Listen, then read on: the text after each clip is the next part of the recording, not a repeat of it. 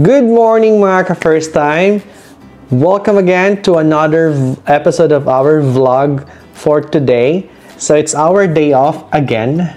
And after 2 days of work, another day off. So ang gagawin natin ngayon, since nagki-crave ako na kumain ng turon, gagawa tayo ng turon. So before doing that, kailangan natin ng mga ingredients. So wala tayong ingredients, pupunta tayo sa store to get all the ingredients that we needed, and then I'll show you how to make a turon or Filipino turon. I'm not sure kung yung iba dyan mag-agree, but this is my version of turon. So tara, let's go and buy the ingredients that we needed and stand by for the turon. Ayun na nga mga ka-first time, pupunta na tayo sa store para sa ganun makabili tayo ng ingredients. Medyo umuulan ngayon dito.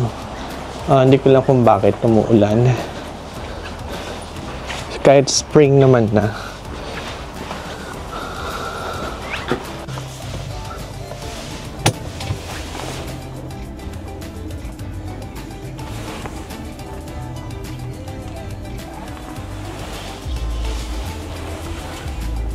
And we're going to drive going there. Siguro mga ano lang, mga 5 to 10 minutes tayo magda-drive. Mga ka-first time, andito tayo ngayon sa Seafood City. Ayan, nakikita niyo yung Seafood City and Valeria's Tropical Bake Shop. So, yung Valeria's Tropical Bake Shop, kung saan bumibili ng ano dyan, ng tinapay. Ayan, sikat yan dito sa Amerika. So dito tayo sa Seafood City ngayon, bili tayo ng ingredients.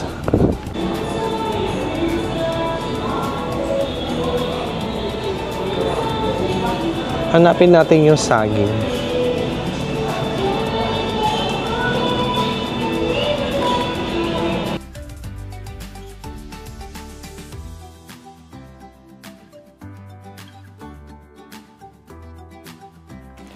Mga ka-first time, andito na tayo ngayon sa bahay. So, what we bought is saging, of course. Kailangan natin to.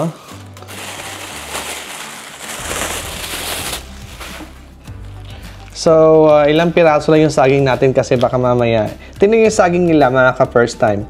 Ito yung saging na saba nila. Pero kung sa ano to, sa Pilipinas, mas maganda yung saba natin dyan. Sa tingin ko lang.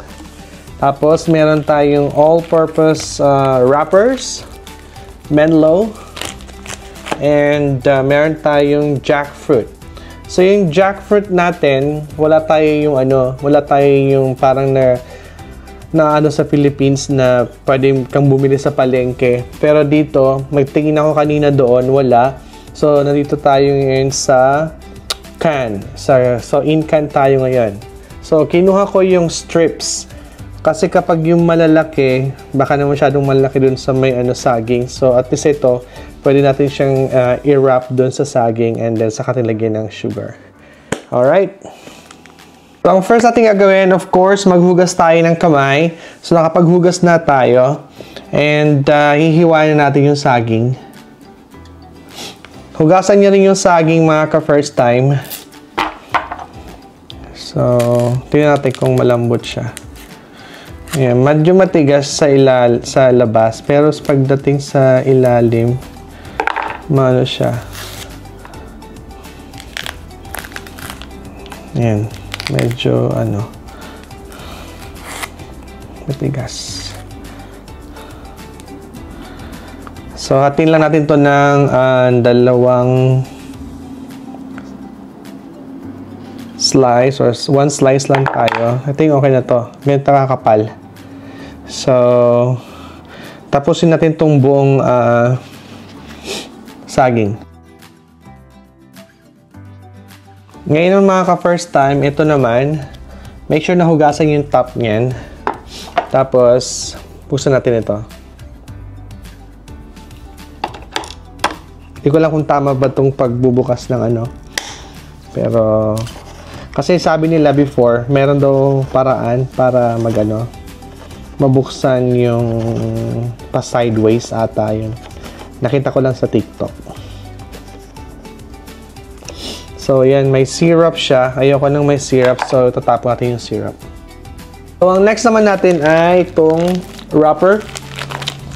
Ano ba to?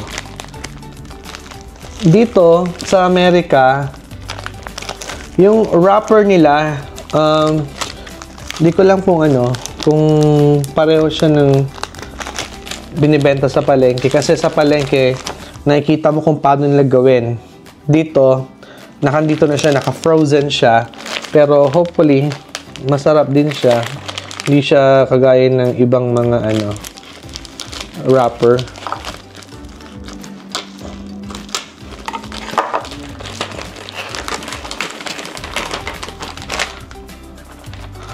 Manipis siya na all-purpose daw eh. So, try natin gamitin. Gawa muna ako ng ano, saka natin siya iprito.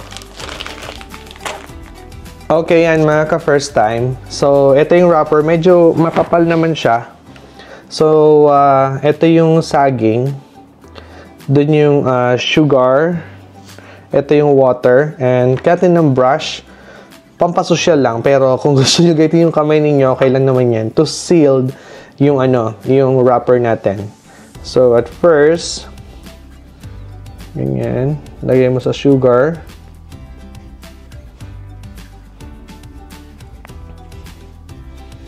I-roll mo siya. Nakikita nyo ba, mga ka-first time?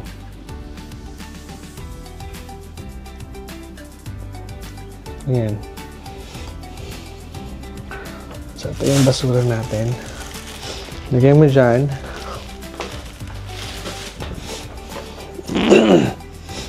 Lagyan mo ng langka, jackfruit,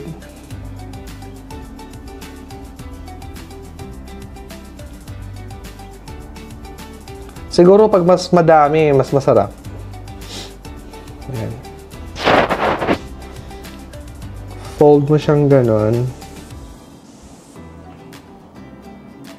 Ayan, napisa na siya. Fold mo siyang ganyan. Tapos, lagyan mo ng tubig para ma-seal mo siya. Pero since nakabuka ka siya, lagyan natin ng isa pa. Hindi ko lang alam kung ano, kung baka mahirap lutuin siya kapag ganun.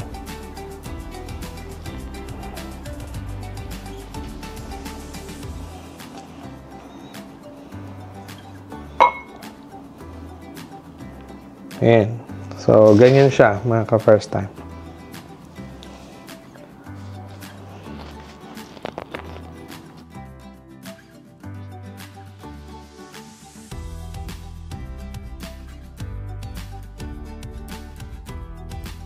So, yun na nga mga ka-first time. Tapos na tayo sa ating pagbabalot.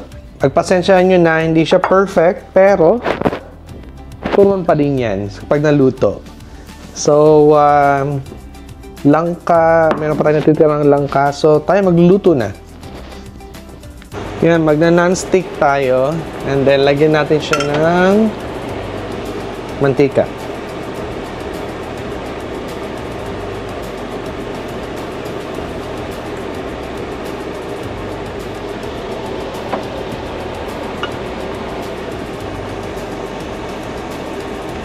Yan, piniprito na natin siya.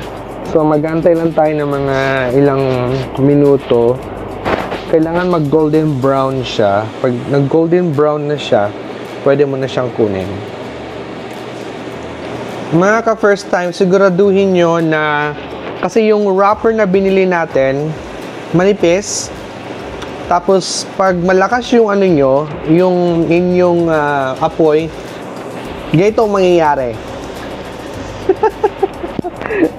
So, yan ang nangyari sa ating unang luto. So, hopefully, hindi na maging ganyan sa pangalawa. So, this is the second one na ginagawa natin. So, basta yung, ano nyo, yung apoy ninyo, make sure na hindi siya masyadong malakas. Ayun na nga mga ka-first time, tapos na tayong magluto ng ating turon. So, ating i-revealed ang ating nalutong turon. So, as I mentioned earlier, na burn yung una nating luto, say look. Yan. So, but the next one is already good. See? Smells good. So, ngayon, titikman natin kung masarap siya.